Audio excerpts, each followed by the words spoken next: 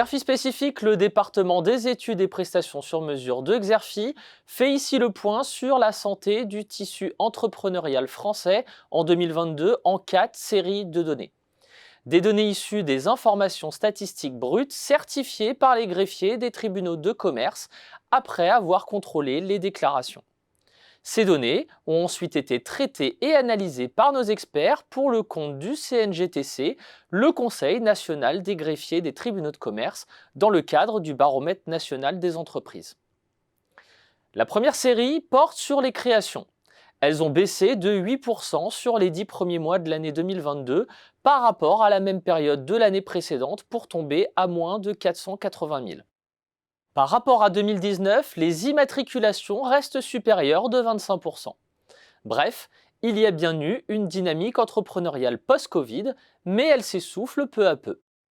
La deuxième série de données fait référence au nombre d'entreprises en difficulté qui a bondi de 53% sur les 10 premiers mois de 2022 pour approcher 30 000. Mais cela reste encore inférieur de 19% à la même période d'avant-crise sanitaire. Les évolutions du nombre d'entreprises en difficulté diffèrent d'une région à l'autre.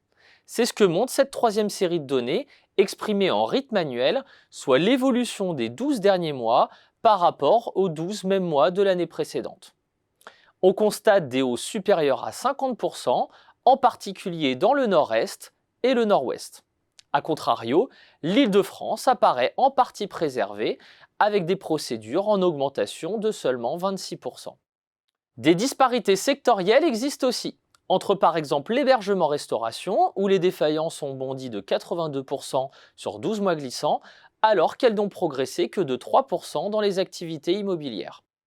La quatrième série de données retrace l'évolution des radiations d'entreprises du registre du commerce et des sociétés sur les 10 premiers mois de l'année 2022 par rapport à la même période de 2021.